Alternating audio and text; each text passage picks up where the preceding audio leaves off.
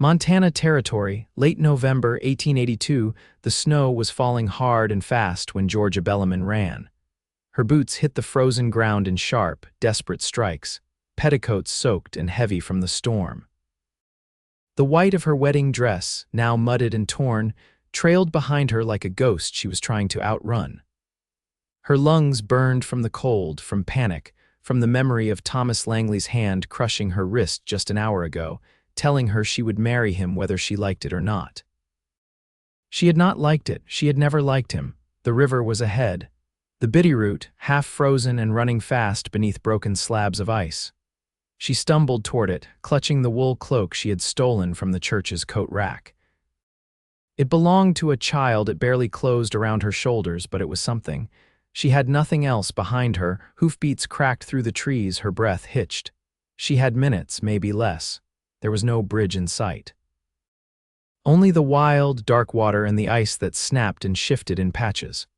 Her shoes slid on the bank, but she did not stop to think. She waded in, the cold bit like knives. Her skirts ballooned, tangled around her knees.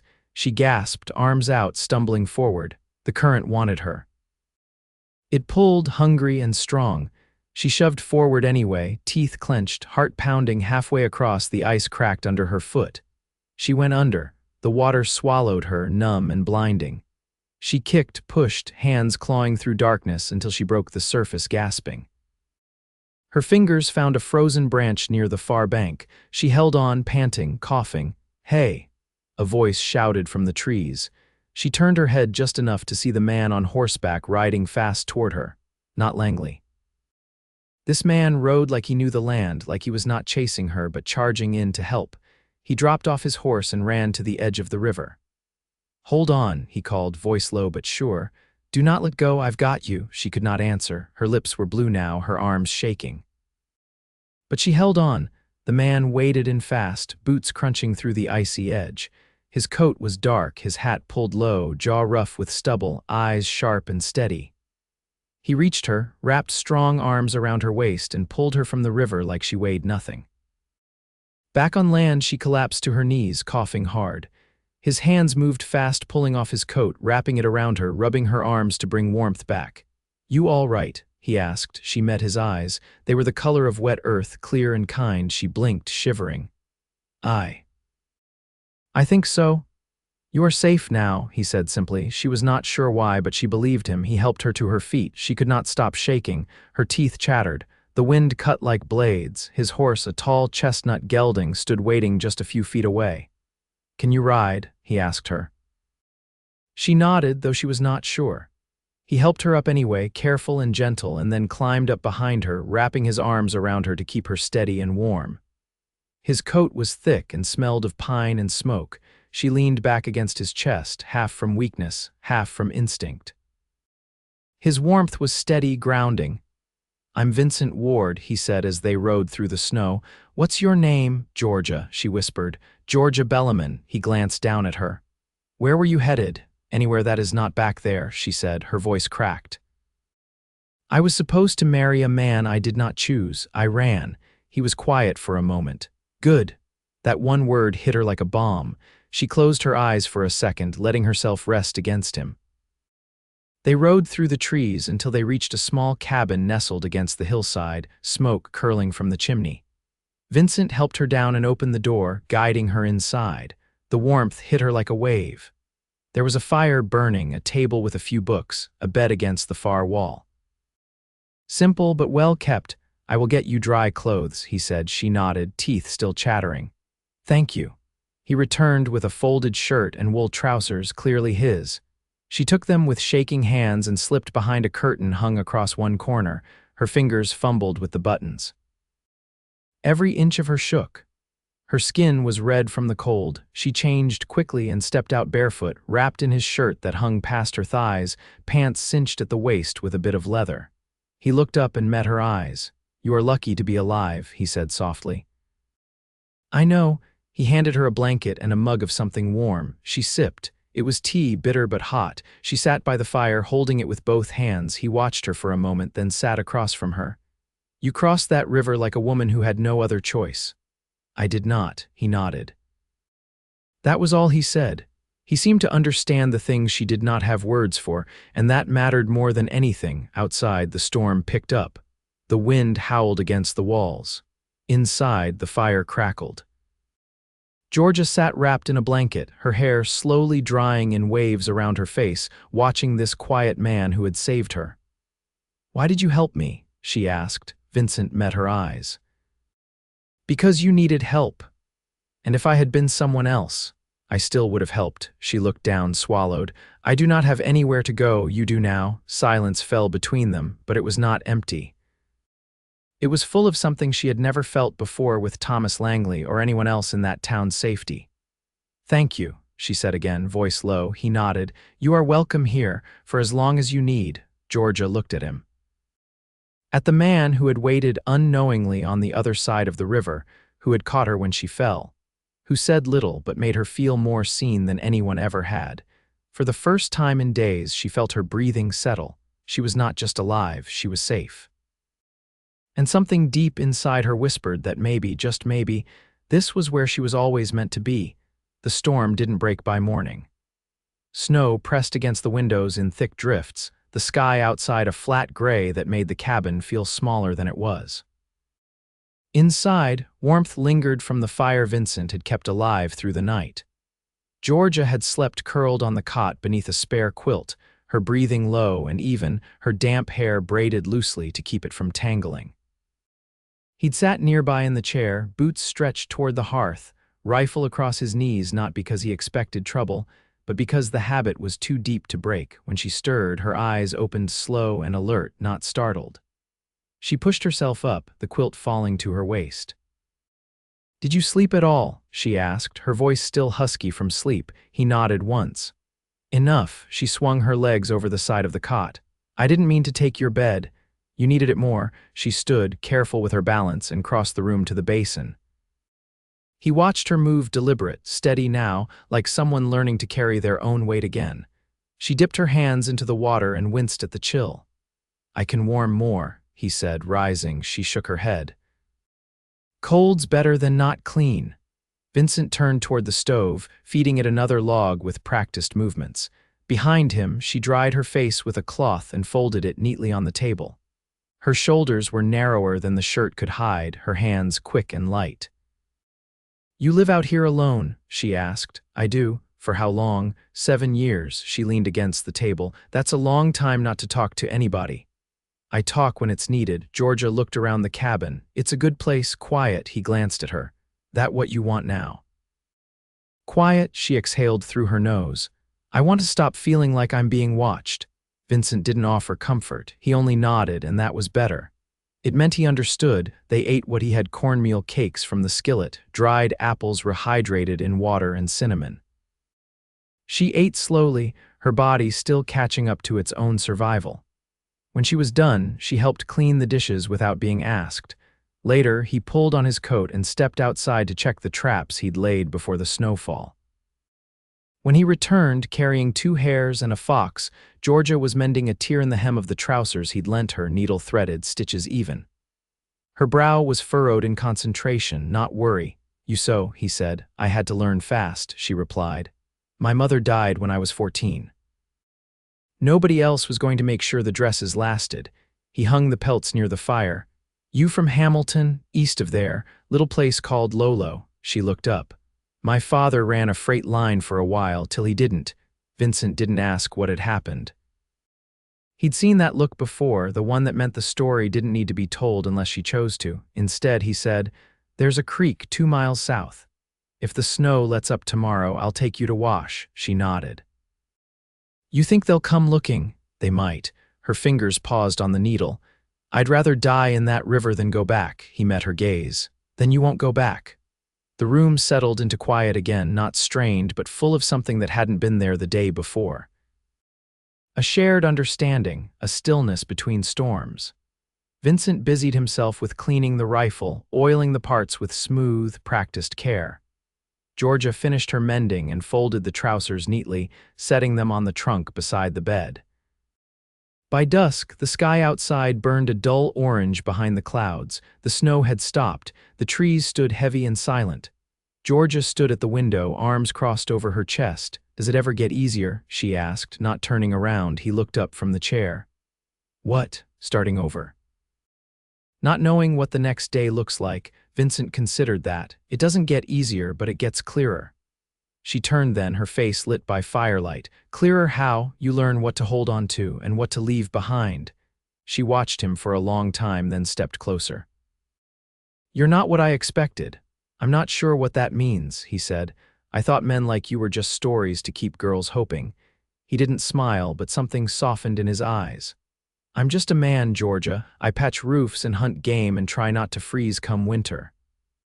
That's all, she nodded. That's more than most. That night, she slept in the cot again and he stayed by the fire. But before she lay down, she crossed the room and placed her hand on his shoulder, light, uncertain but warm. Thank you, she said. For not asking more than I can give, he looked up at her. You give what you're ready to, that's enough. She left her hand there another second, then let it go. Vincent watched the fire after she'd turned away. The wind had died down, the storm had passed. And for the first time in a long while, the silence in the cabin felt like company instead of loneliness. By the second morning, the wind had stilled, and the sky hung low and pale, stretched thin over the mountains like washed muslin. Vincent saddled the gelding at first light, the animal's breath fogging in the cold, and Georgia waited with her arms tucked under her borrowed coat. She wore a scarf now, one she'd found in a trunk beneath the window, faded blue and frayed at the ends. It had belonged to someone else once, but it suited her. I don't want to be idle, she said as he adjusted the bridle. I can work. I know you can, I mean it. His hand paused on the cinch strap. There's a line of fence needing repair. Tools are in the shed. I'll start with that then, he nodded. They didn't speak much on the ride to the creek. The snow had crusted overnight and the hooves cracked through with a steady rhythm. Pines stood heavy on either side of the trail, their branches drooping with frost. When they reached the bend where the water pooled slow and shallow, Vincent dismounted first and offered her his hand. She took it without hesitation. While she washed, he kept his back turned, eyes scanning the ridge. The silence here was different than at the cabin, sharper, more exposed. He watched the trees, the slope, the place where the trail forked west toward Hamilton. No sign of riders. He kept watching anyway. When she was done, she stepped up beside him, rubbing her palms together to bring back warmth. You ever miss being around people? She asked.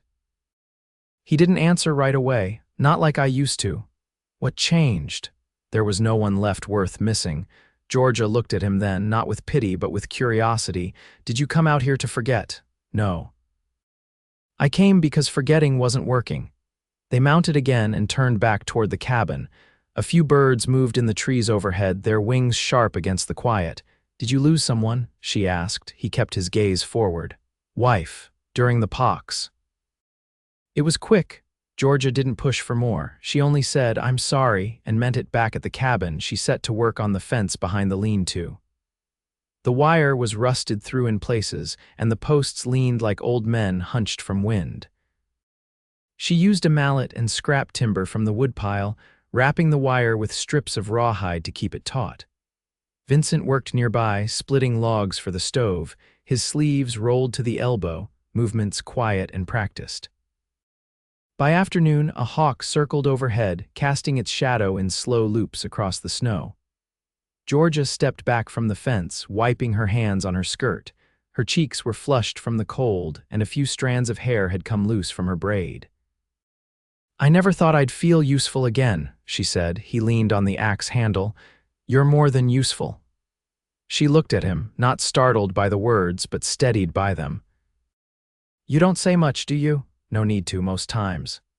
But when you do, you say exactly what you mean, Vincent nodded. She stepped closer, her boots crunching over the packed snow. I think I like that. That evening, they ate by lantern light smoked trout and boiled turnips from the root cellar. Afterward, Georgia sat at the table with a knife and a length of willow bark, whittling it into a flat coil. Vincent watched from the hearth, one leg stretched out, the other bent beneath him. What are you making? He asked. Don't know yet. I just like the feel of the knife in my hand, like I'm shaping something that's mine. She turned the bark, shaved off a curl. I stayed too long where I didn't belong. It changes how you think what you let yourself want. What do you want now? He asked. She didn't look up. A place where I can breathe without asking permission. Vincent stood, crossed the room, and knelt beside her chair. The lantern light caught on the edge of his jaw, on the line of his brow. You have that here, he said, for as long as you want. Her fingers stilled. And if I want more than that, he met her gaze. Then I'll give more. Georgia set down the bark. Her hand found his, rough and warm, and held it without trembling. I don't know how to be cared for, she said. You'll learn, he said. Same way I did, slowly. She leaned forward just enough that their foreheads touched. No rush, no promises carved too fast. Just the quiet recognition of two people who had lived through storms and come out with their hearts still intact. Outside, the snow began again, soft and slow. Inside, nothing needed to be said. The snow hardened into a crust over the next days, and the world turned still under its weight. Georgia woke early now, before the light fully broke, and pulled on Vincent's spare coat without needing to be asked. She moved around the cabin with the ease of someone who had begun to settle inside her own skin again. She no longer flinched at the sounds of the forest, and her hands had grown steady with work. They spent the morning cutting through the ice near the corral, clearing space for the gelding to drink. Vincent handed her the axe without a word, and she took it. Each strike echoed across the white hills, sharp and clean.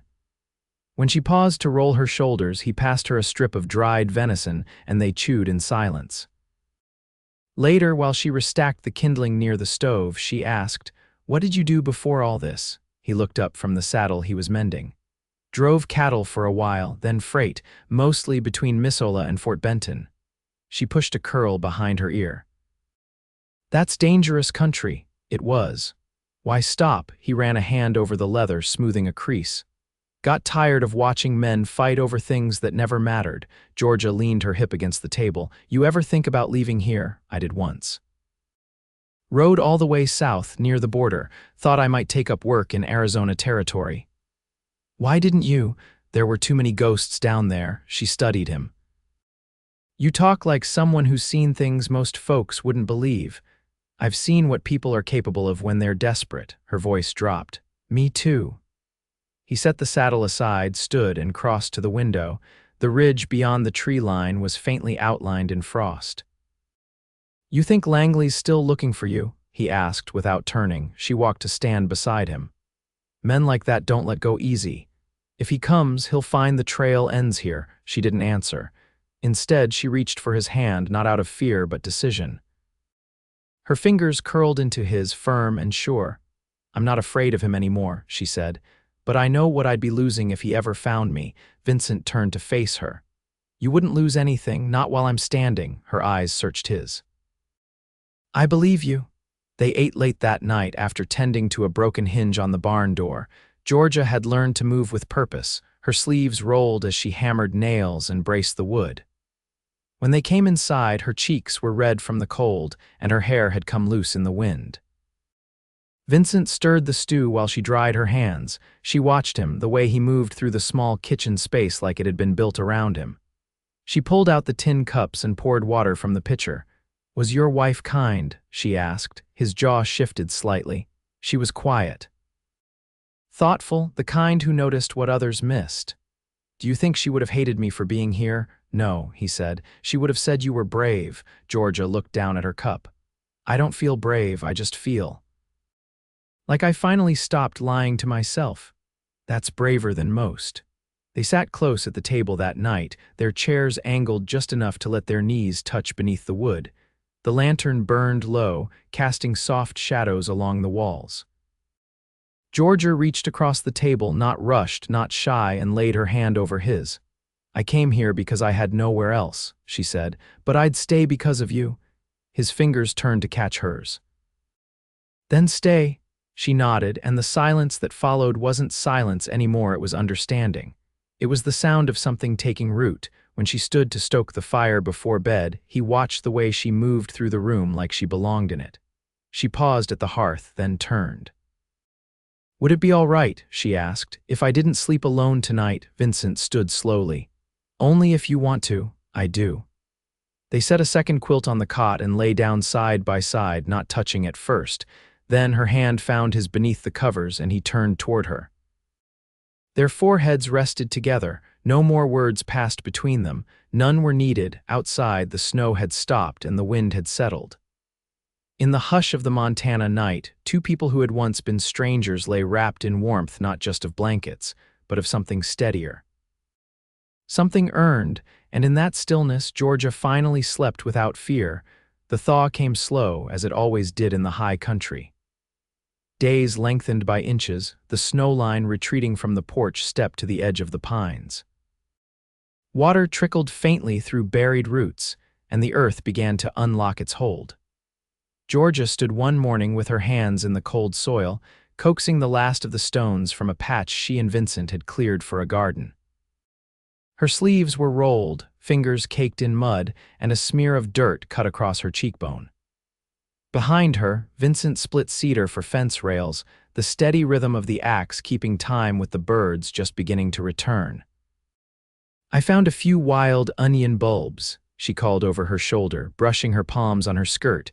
Vincent leaned on the axe and walked over, glancing down at the small pile she'd placed on a flat stone. "You know how to cure 'em? My mother showed me once. Not much else she left me, but I remember that." He crouched to pick one up, turning it between his fingers. "You remember more than you think." She looked at him for a long beat, then reached and tucked one of the bulbs into the satchel tied at her waist. "I want to plant this land like it means something. I want it to feed us."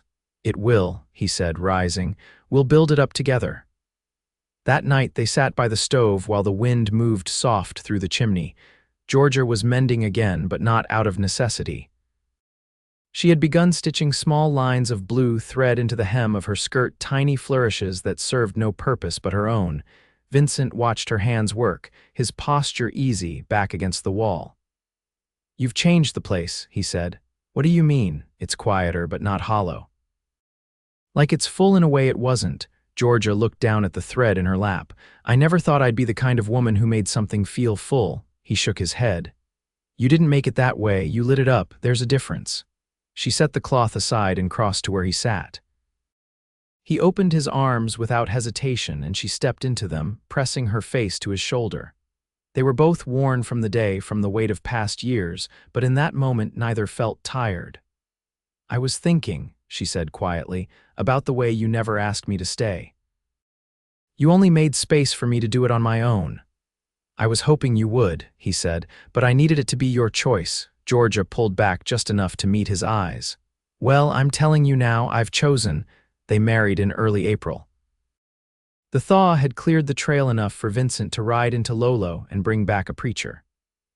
The man was kind-eyed and weathered, and didn't ask questions when Georgia stood beside Vincent in a blue wool dress. She'd stitched herself from a bolt of cloth he traded for with cured meat and pelts. She wore her mother's locket. Vincent had cleaned and oiled his Sunday boots, which hadn't seen light in years. They said their vows beneath the firs behind the cabin, sap dripping slow down the bark, the scent of pine thick in the warming air. When Georgia slipped her hand into Vincent's and looked up at him, there was no tremble in her fingers, no shadow in her eyes, only certainty. Only calm. After the preacher left, they sat on the porch with mugs of coffee, listening to the creek run fast with meltwater. "I never imagined this kind of peace," she said. "You earned it." She leaned against his shoulder. "We both did." The days stretched long and full after that. Georgia planted rows of beans and cabbage, marked neat furrows with twine and stakes. Vincent built a smokehouse behind the barn and carved a new yoke for the gelding. They worked side by side, not always speaking, but always aware of the other's presence. When the nights came, they lay tangled beneath the quilt Georgia had pieced from scraps, her feet cold against his legs, her breath soft against his neck.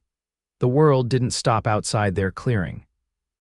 A rider came through once with word that Langley had returned to Missoula, nursing a broken hand and a bitter reputation. No one followed after Georgia. No one came asking. In time, her name faded from the places it had once been spoken in hushed tones. One late summer day, Vincent found her sitting beneath the cottonwood by the creek, a small cotton bundle in her lap. Inside it, she'd placed 3 tiny shirts she had begun sewing, each one smaller than the last. He knelt beside her, eyes warm. "You sure?" She nodded. "I felt it a week ago. I wanted to be sure before I told you." He took her hand and pressed it to his chest. "We'll raise them here safe, strong." Georgia smiled, her eyes full. "They'll never know what it means to be afraid of their own home, and they didn't. Years passed. The garden grew rich with vegetables, the barn filled with tools Vincent had shaped by hand.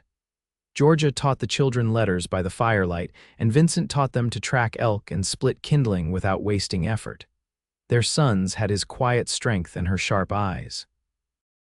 Their daughter was born with a laugh that filled the whole valley. They grew old together in the cabin they built with their bare hands and shared breath. Wrinkles came at the corners of Vincent's eyes, and Georgia's braid turned silver in streaks. Still, he reached for her hand each night before sleep.